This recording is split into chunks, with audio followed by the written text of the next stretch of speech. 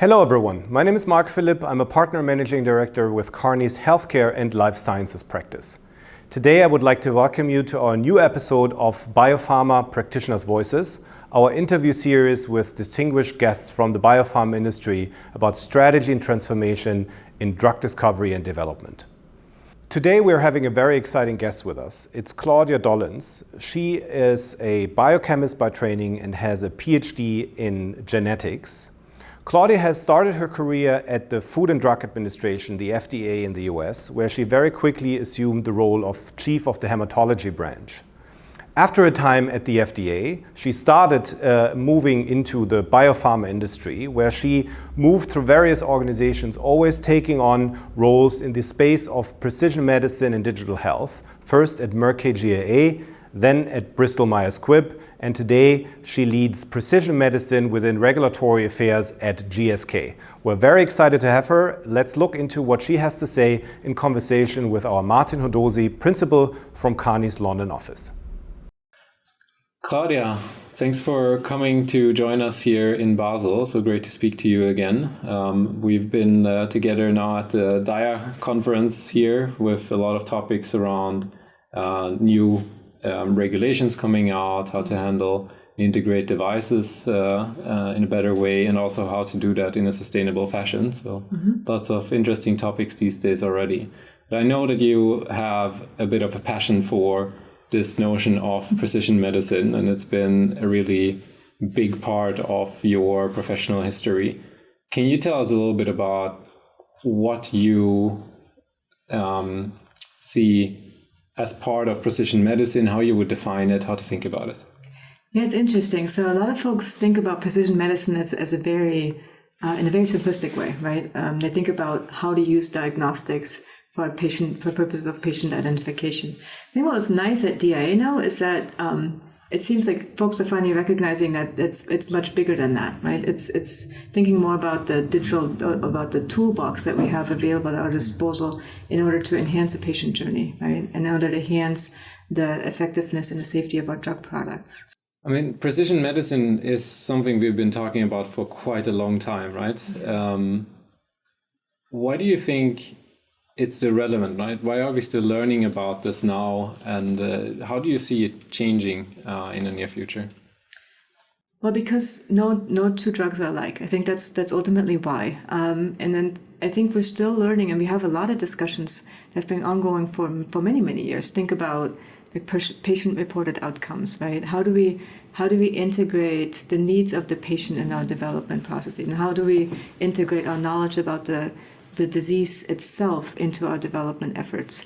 And I think that's what we're still learning to integrate, right? It's a complex, it's many complex topics that we're trying to embed in our ways of working, but it's still, it takes time to really learn how to do that and how to optimize that. Again, because you have to really tailor to the medicinal agent every single time and to the needs of the disease space, right? So I think that's why, because there's no blueprint. Once you do it well, that doesn't mean you can recapitulate it in some other setting and it's going to work this exact same way. So, and that's what's also an exciting space that I'm passionate about, because again, it's never the same. And will we see more of it? Do you think it's going to grow, or is this going to stabilize? How do you think it will evolve? Undoubtedly, right? I mean, we're learning so much more about the needs of a patient. We're finally really understanding what patients need, and the patient experience is becoming much more important as diseases become more chronic rather than acute, right? So it has to become more relevant. It has to maintain, it has to stay relevant. So absolutely, it's not going away.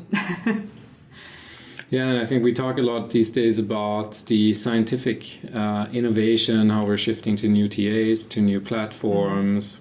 But if you were to list out what you consider to be in the scope of precision medicine from sort of a solutions perspective, what is it you primarily see in front of yourself?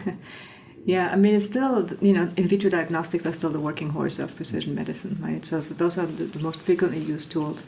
But at the same time, we've had a lot, at least at DIA, we had a lot of also presentations about patient-reported outcomes, right?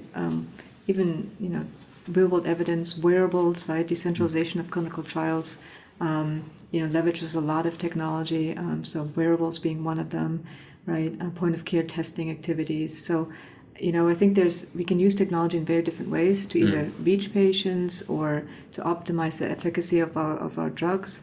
So there's different ways that you can deploy technology to reach a patient and to optimize the offering ultimately. There's so much promise that you're displaying, right? So there's so many ways that this can help the patient first and foremost, but then in consequence also the sponsor, the pharma firm. And yet I think if we look across, we haven't seen so much true kind of realization of this potential, right? There's a lot of promise, but maybe so far unfulfilled. Do you share that perspective? And if so, what do you think why that is? I think we have seen a lot of success. I have to disagree.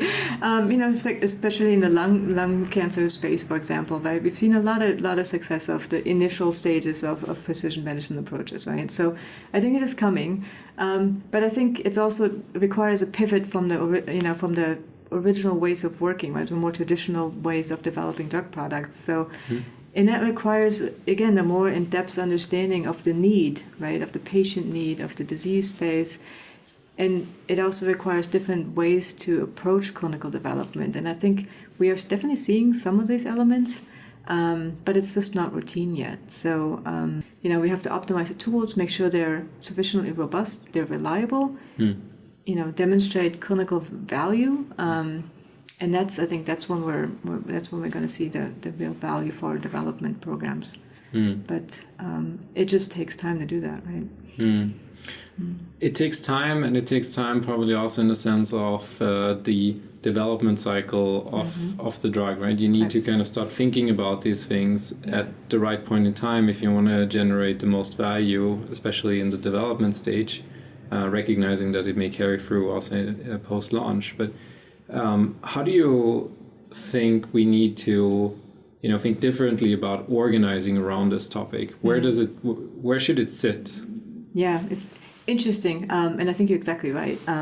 Early engagement and early integration is key, right? Because you have to also generate the evidence of the validity of that product alongside the drug development efforts, right? So you have not, if you think about it in your last stage of clinical development, it's of limited use because you're not going to be able to fully leverage that. It's not going to be fit, it's not going to be fit for commercialization. It's not going to be fit to be used by patients. It's tricky, right? Because a lot of times early phases of development still help you to understand your disease space. And so, it's a fine line, like when is early enough, when is it early enough versus, when is it too early? Because you may not actually have the appropriate understanding of what you even need. So how do you organize around precision medicine, given all that we talked about, how this cuts cross-domain? Yeah, it's interesting. So I think the key element of precision medicine in order to be really effective is that it needs to be integrated in the individual therapeutic areas, right? It needs to be embedded in the overarching strategy for the individual therapeutic areas, the individual assets, and it needs to be like really at eye level with the individual, with the other drug development functions. So I think that the true integration is something that is really key in order for precision medicine to be integrated and not be seen as an add-on, an additional burden, right? Because I think that's currently what we're seeing a lot of times, that we see that added complexity of having to develop a PRO tool or having to develop a companion diagnostic, and it seems like there's a cost investment associated with it, and it's timing that's required. But ultimately, what we're interested in, what ultimately brings the efficiency is that embedding early on and making it part of the strategy. And so because then it can actually alleviate the strategy, it can streamline the strategy, and it doesn't have to continue to be an add-on or an additional burden. Yeah. Where is the innovation actually coming from if you look at the industry today? From an organizational perspective, it comes from everywhere, really. It's scientifically driven, right? So the more information we have, it's scientifically driven. How do we understand the disease space, right? It comes from the patient voice. I'm really happy to see that patient advocates are getting much more visibility these days. So it comes from those sources as well. So really, it's a variety of sources that help us understand what's relevant, right? So that's really where the need kind of blossoms. And then it's for us to recognize that and recognize how to actually bring it to fruition and how to develop the tools that are appropriate to cater to that need, right? So there's a bit around being able to also play the ecosystem externally as well as internally and be able to actually find right solutions and also kind of help them to grow. But this is shaping up into a capability that is pretty central. If I take the seat of an R&D leader, I'm looking at kind of a sizable investment and elevating this, as you said, on eye level. What is it that I, as this R&D leader, can really expect to get out of driving it this strongly? Yeah, I mean, it's well known that precision medicine approaches do accelerate development programs because they're more focused, right? And they're much more streamlined, as well as increase the likelihood of success. So that's really what the result is speed and likelihood of success. So it's certainly something that's of interest, I would guess. Absolutely, I think we're all looking at that. Yeah. So there's great promise. There's a bit of, let's say, work to be done in terms of shaping that capability going forward. So Claudia, turning to yourself, how do you see yourself and kind of your evolving role in this? What role do you want to play? Really interesting. Yeah, I've been a part of that ecosystem for a long time. So my role has been kind of over the years been touching different parts of the precision medicine ecosystem. It started with really just in vitro diagnostics, really exclusively focusing on in vitro diagnostics, and over the years expanding also into digital health space, right? Tools for decentralization of clinical studies, digital endpoints. So various, again, kind of broadening in scope.